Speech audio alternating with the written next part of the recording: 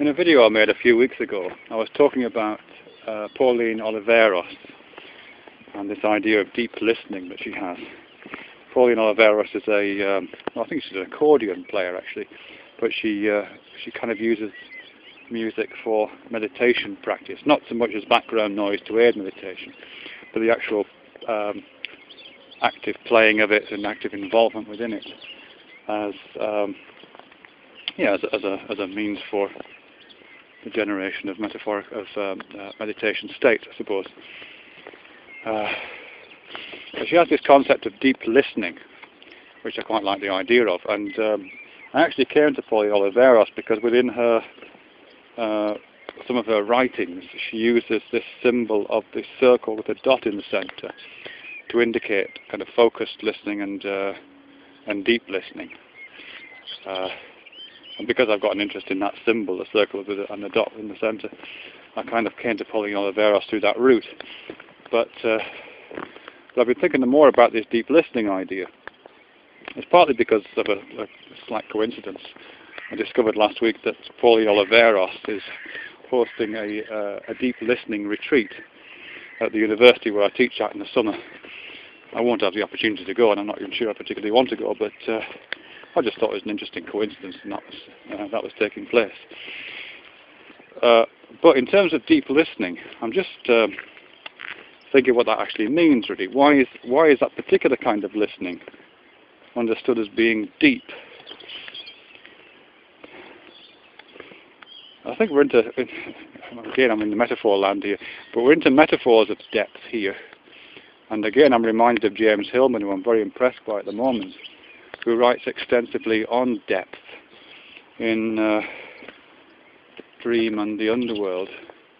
He writes quite a section on depth psychology, and he's talking about Jung and Freud and Adler and other kind of psychoanalytic depth psychologists, and why the idea of depth kind of makes sense in those terms, or why that's a useful poetic phrase or poetic way of understanding what that particular sort of psychotherapeutic or psychoanalytic techniques might involve. And I think the same kind of thing applies to deep listening, why depth is an appropriate metaphor for that particular kind of listening. I think when we invoke metaphors of depth in relation to something like listening, which is a completely embodied act, I can't stand here and involve myself in listening very, very easily. I don't need any training for that. But the idea of deep listening seems to me to bring with it all of those entailments to do with depth, to do with the fundamental nature, the foundational, to do with darkness, to do with ground, hence a relationship to the ground of all being, those kind of ideas, a relationship to roots. And one of Pauline Oliveros' books is called The Roots of the Moment, kind of linking time into all that.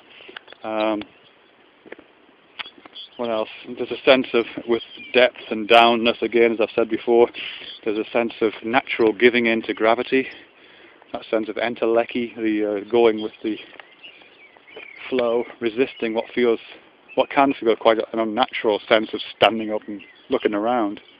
There's effort involved in standing up, allowing oneself to enter the depths, to go deep, has a kind of naturalness to it, a completely experiential naturalness to it, the naturalness of falling.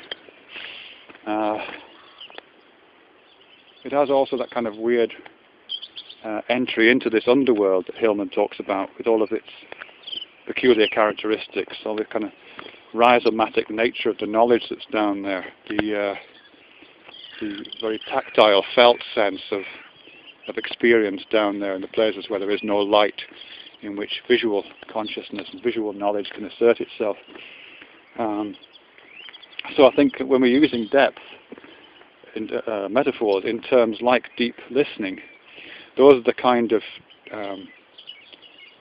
inferences that are being evoked somewhere in our understanding, really, somewhere in our consciousness generating systems.